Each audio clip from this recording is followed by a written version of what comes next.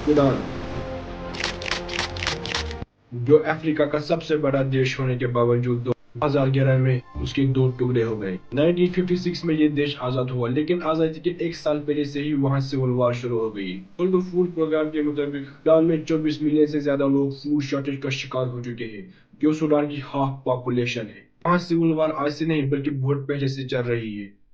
इस जंग में 1.5 लाख लोग मारे गए और 12 मिलियन लोग मुल्क छोड़ के भाग गए। सैटेलाइट इमेजेस हमें बता रही है कि वहाँ जेनोसाइड चल रहा है, नॉन अरब एंड मसैड लोगों के खिलाफ।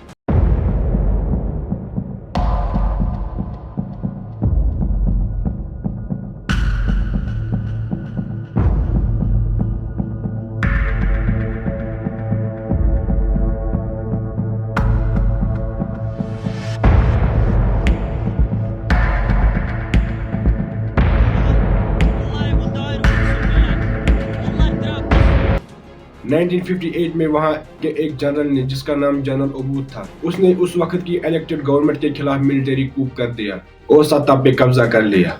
जनरल उमर अल बशीर, जो 1989 में खुद एक मिलिट्री कूप से पावर में आया था, 2019 में लोगों ने उसके खिलाफ प्रोटेस्ट निकालने शुरू किए। लोगों की डिमांड थी कि 3 डेकेड से चला हुआ मिलिट्री रूल को खत्म किया जाए और मुल्क में डेमोक्रेसी लाई जाए। फिर एक जॉइंट मिलिट्री सिविलियन गवर्नमेंट को एस्टैब्लिश किया गया, लेकिन फिर उसे भी अक्टूबर 2021 में एक मिलिट्री कूप से खत्म कर दिया गया। ये कूप 2 लोगों के द्वारा किया गया, जिनका नाम अब्दुल फतेह अल बुरहान और दूसरे का नाम जनरल मोहम्मद अल दगालो था, जिसे हिमिती भी कहा जाता है। इन 2 लोगों की लड़ाई की वजह से ये पूरे वर्ल्ड का सबसे बड़ा ह्यूमैनिटेरियन डिजास्टर बन गया। ICRC की रिपोर्ट के मुताबिक सूडान में कोलेरा का सबसे बड़ा आउटब्रेक हुआ है, क्योंकि वहाँ जंग की वजह से सारा इंफ्रास्ट्रक्चर तबाह हो चुका है। हॉस्पिटल, स्कूल, कॉलेज सब तबाह हो चुके हैं। वहाँ के एक कैपिटल के एरिया में 5000 से ज्यादा लोग टाइफाइड का शिकार हो चुके हैं, जिन लोगों की डेथ हुई इसी बीमारी की वजह से। एक सर्वाइवर जो सूडान के एक शहर अल्फाशर से है, जब वो सूडान छोड़ के भाग गए को और उसकी 19 साल की बेटी को RSF के फाइटर्स के द्वारा रेप किया गया। ये दोनों माँ बेटी अपनी जान बचा के भाग रहे थे इस जंग की वजह। अब सवाल ये है कि इन 2 लीडर्स के बीच में लड़ाई हुई क्यों। ये दोनों तो एग्री हो चुके थे कि कंट्री को एक सिविलियन रूल की तरफ लाया जाए। पॉइंट पे आके अटक गए कि जो RSF की 1 लाख की सेना है, उसको कैसे फौज में शामिल किया जाए और कौन उसका हेड बनेगा। 15 अप्रैल 2023 को इन दोनों के बीच में लड़ाई शुरू हो गई। RSF ने खार्तूम के शहर पे कब्जा कर लिया और उसको आर्मी से वापस ले लिया। जो ये RSF है, उसको 2013 में बनाया गया दारफूर के रीजन में जो रेबल्स थे उनके खिलाफ लड़ने के लिए। इन पे इल्जाम है कि ये नॉन अरब एंड मसैड लोगों के खिलाफ वहाँ पर जेनोसाइड कर रहे हैं। ये UAE को मेटल्स एंड गोल्ड स्मगल करता है, इसके बदले UAE इसको वेपन सप्लाई करता है। मतलब ये लेने देने का मामला है।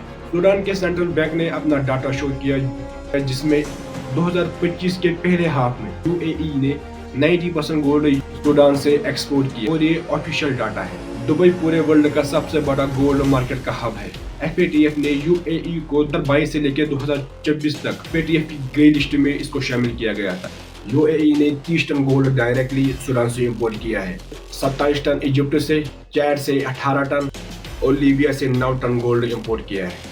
मार्क यूमेल का कहना है चाहे ये गोल्ड सूडान की आर्मी से आ रहा हो या RSF से आ रहा हो, लेकिन ये क्लियर है कि ये गोल्ड कॉन्फ्लिक्ट को एंगेज रखने के लिए है। जून 2025 में RSF ने इजिप्ट एंड लीबिया के साथ लगे हुए बॉर्डर पे कब्जा किया और साथ ही अल्फाशर शहर, सारा दारफूर और कुछ हिस्सा कॉर्दोफान का भी कब्जा किया। जो RSF का टकराव चल रहा है गवर्नमेंट के खिलाफ, इससे तो लगता है कि ये 2011 की तरह 2 हिस्सों में बढ़ जाएगा। 2024 की रिपोर्ट के मुताबिक कम उम्र बच्चों का रेप किया और कुछ बच्चों ने तो इस दरिंदगी से बचने के लिए अपनी जान लेने की भी कोशिश की। ह्यूमन राइट वॉच का क्या पॉसिबल है कि RSF और उसके एलाइड मिलिशिया जेनोसाइड कर रहे हैं नॉन अरब एंड मसैड लोगों के खिलाफ। सऊदी अरेबिया एंड बहरीन के द्वारा पीस टॉक्स करवाए गए, लेकिन वो फेल हो गए। एमनेस्टी इंटरनेशनल का कहना है कि weapons Serbia, Libya, Yemen, Russia, China and Turkey और UAE में मैन्युफैक्चर होते हैं, लेकिन ये दुबई के रास्ते सूडान में पहुंचते हैं।